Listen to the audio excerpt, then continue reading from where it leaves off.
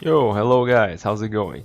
So, my name is Romero, né? Eu que administro o perfil Bola na Lata aí no Twitter. E esse é o Inglês na Lata 1. A ideia, como está explicado lá na folhinha, a, a ideia é que vocês, né, tenham um pouco mais de prática com a língua mesmo, com o idioma, né? Até para vocês se sentirem mais confortáveis com o sentido do inglês esportivo, já que é uma coisa que não é tão abordada assim numa sala de aula, no curso de inglês regular. E para quem não sabe nada de inglês também, né? A ideia de qualquer modo é vocês terem mais contato com a língua, que com certeza vai ajudar vocês. Bom, vamos lá. A ideia do projeto é o seguinte: eu vou dar para vocês uma série de atividades sempre, né? Nada muito grande, obviamente. E a partir dessas atividades eu vou conseguir explicar alguns certos pontos de inglês que vão poder ajudar vocês no futuro, obviamente. Né? Então, se você está aqui, provavelmente você já viu a folha lá. Se você ainda não viu, eu vou deixar o link aqui para vocês baixarem. Então, a gente vai fazer, né, intercalando assim a folha e o vídeo. Então, é como se vocês seguissem uma aula comigo, beleza? Uma mini aula no caso, que vai ser uma coisa mais rápida. Bom, vamos lá para os exercícios, né? Eu comecei com uma parte de vocabulário, essa primeira folha, então bem tranquilo para vocês poderem entender. Essas duas primeiras perguntas têm a mesma estrutura, eu vou explicar agora por quê. Porque essa frase, né? Então, por exemplo, number one, what does NFL mean? Essa frase de what does alguma coisa mean, né? É sempre que você quiser saber o significado de alguma coisa. Então, NFL, essa sigla aí, tem outras estruturas que a gente pode perguntar, mas né, usa essa que é mais geral. Então, what does NFL mean? Né, se você quiser saber o que NFL significa, foi isso que eu perguntei para vocês. Então, a resposta número 1. Se você não respondeu ainda, dá pause no vídeo, né? Que eu vou responder agora. A resposta número 1 é a letra B, National Football League. Vale lembrar que National, em inglês, National, Nation, International, né, sempre com T, depois desse NAT, não NAC, igual em português. Beleza? Então, National Football League, letra B. Primeira resposta. Bom, número 2, vamos lá. Então, é a mesma estrutura da primeira pergunta, né? A gente tem que trabalhar com um pouco de repetição para vocês poderem pegar de um jeito melhor. Então, what does NBA mean? Resposta, letra C, National Basketball Association. É engraçado que a NFL é uma liga e a NBA é uma association. Apesar de serem estruturas muito parecidas, né? Por algum motivo tem essa distinção aí na nomenclatura. E a número 3, né? Aí já é um bem vocabulário no sentido de visual mesmo. Então vocês vão olhar, vão me dizer o que é esse. Number 3. This man is a... Então o que vocês acham que esse cara é? Player, referee or coach? Resposta, pausa. Bom, a resposta correta é a letra B, referee, né? Que é o juiz. No caso aqui tem o juiz da NFL.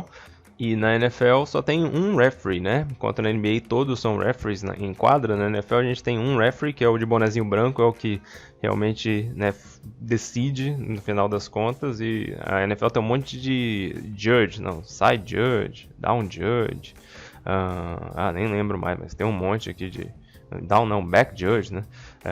Sei lá, line judge também tem.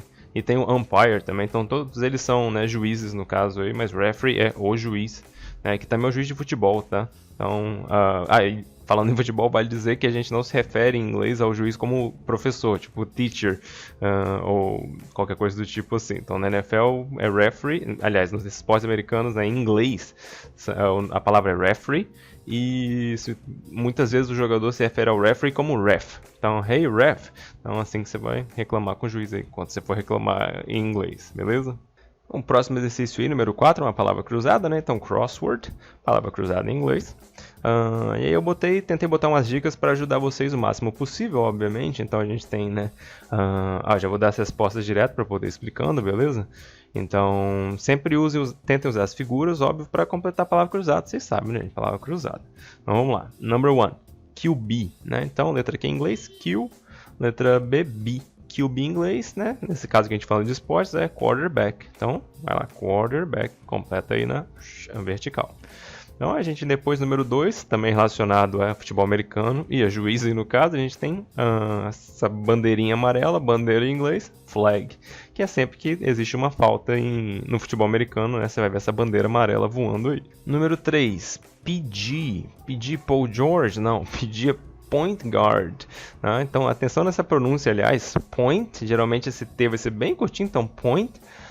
E guard, né? A gente tem um U, então em português, quando a gente falaria algo como guard, não, em inglês é guard, esse G-U-A, né? Nessa palavra vira G, então guard, ok? Point guard. Seguindo, número 4, MVP, tanto na NFL quanto na NBA, o significado é o mesmo da sigla, é Most Valuable Player. Então, número 4, player, jogador mais valioso.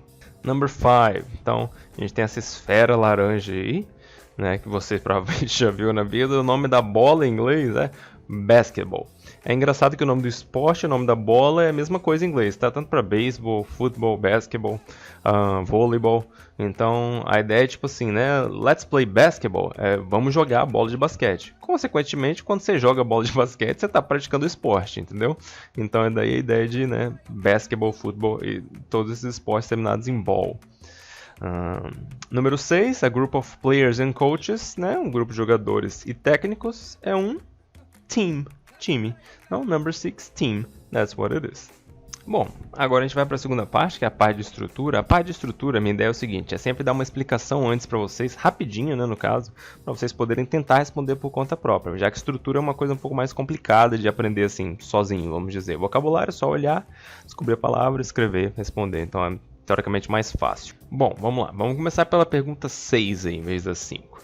Porque na pergunta 6 a gente vai tackle, né, diretamente o verbo to be, o maldito verbo to be de toda aula de inglês que você começa, você aprende o verbo to be, mas ele é super importante, né? Então o verbo to be é o verbo ser ou o verbo estar, qualquer uma dessas duas palavras em inglês vai ser expressada com algum tipo de conjugação do verbo to be. Vamos usar um exemplo aqui no caso. Então Tom Brady, tananã, a quarterback, né? Então eu quero dizer que o Tom Brady é um quarterback, verbo ser. A conjugação do verbo to be em inglês é essa aqui, ó. Então a gente vai ter I, am, you are, he, she, it, is, we are, they are, e you are no plural de novo, né? Isso aqui é tudo, né? Eu sou, você é, ele, ela, it, a gente não tem em português, mas é também. We, nós somos, they are, eles são. You are, vocês são, no plural, no caso aí. Então isso aqui é importante para você tentar responder. Então Tom Brady, qual seria a categoria que ele se encaixaria aqui? Aonde ele se encaixaria? Ele se encaixaria no he, né? Porque Tom Brady, ele. Então ele é um quarterback. Essa é a resposta correta. Então letra 6, número 6, letra C. Tom Brady is a quarterback. Vamos supor que ele não fosse um quarterback. Então a resposta seria letra A, porque isn't é o negativo, né? Então Tom Brady is not a quarterback, mas isso não é verdade. Tom Brady is not a running back, for example, but he is a quarterback. A resposta correta é letra C, número 6, letra C. Bom, agora voltando para a pergunta 5, né, sobre o Kevin Durant. Então, Kevin Durant do Brooklyn Nets, né? Então, Kevin Durant is a... E aí a gente tem duas coisas em inglês. A gente vai ter um substantivo, nesse caso é player, e a gente vai ter adjetivo, que é uma qualidade. Então, eu botei sempre o mesmo great. Então, só para vocês entenderem a posição em inglês, em português a gente falaria, né, ele é um jogador bom. Então, Kevin Durant é um jogador bom, também a gente pode falar um bom jogador, não tem problema não. Então, mas em inglês é sempre, né, o adjetivo vai vir antes do substantivo. Então aí, player é o substantivo e great é o adjetivo. Então, dito isso, qual você acha que é a resposta? Lembra, o adjetivo vem antes. Então, Kevin Durant is a great player, letra B, porque o adjetivo, a qualidade, vem antes do substantivo. Uns pedreiro demoníaco aqui. Bom, e aí a gente chega na parte final, né? Eu adoro trabalhar com tweets, porque eu acho que é um inglês bem real e conecta bastante, né? Tipo assim, o aluno, aquilo que ele quer chegar rápido, seja qual for o objetivo dele. Aqui no nosso é o esporte, então os atletas, os técnicos, os times tweetam muito, então a gente rapidamente consegue chegar na informação aí no caso. Aí eu trouxe dois para vocês aqui, né? Então o exercício eu fiz em dezembro. Número 7, a gente tem um tweet do Adam Schefter, né, que é um insider. Insider é aquele cara que pega as informações lá de dentro da NBA, então esses são insiders. E aí ele, né, tinha dado em primeira mão que Washington waived QB Dwayne Haskins. Bom, então, esse exercício foi feito em dezembro, então se você lembra desse dia aí, foi mó tipo alvoroço na NFL aí, porque, né, foi uma pick alta de draft, muito alta, aliás, e aí ele acabou sendo dispensado. Então, né, só de você saber disso, falar, pô, o Washington dispensou o Haskins. Aí você olha o tweet e fala, waived. Então, você faz essa ideia aí, né, de waived, é o verbo wave no passado, então o Washington dispensou Dwayne Haskins, né, nesse caso aí, beleza? Bom, e aí a gente chega nas duas últimas perguntas, né, que as duas são sobre esse tweet aí do LeBron James. né? Então vamos lá, a primeira parte do tweet é: Man, I'm excited for tomorrow's Xmas Day game.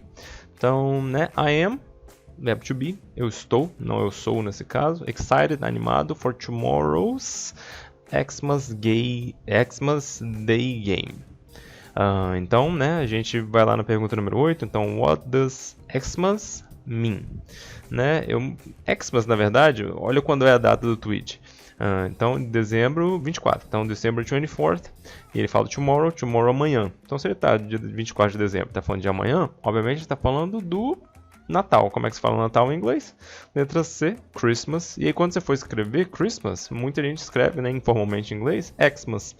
Igual o Lebron botou aqui. Na hora de falar não é tão comum. Então, se você vê Xmas escrito, você normalmente vai falar Christmas. Se você falar Xmas, vão entender, mas não é tão usado assim nesse caso. Beleza? Então, o número 8, letra C, Christmas, né, se escreve Xmas. E a pergunta número 9 aí, a última pergunta, né? How is LeBron feeling for the game? According to LeBron's tweet, how is he feeling for the game? Então, né, ainda que você não saiba exatamente o que a pergunta está dizendo, né, how is he feeling? A ideia de feeling, né, talvez seja uma palavra que seja um pouco familiar para vocês. A ideia de sentimento, né? Tô com feeling. Até em português a gente fala, né? Tô com feeling assim, o feeling assado.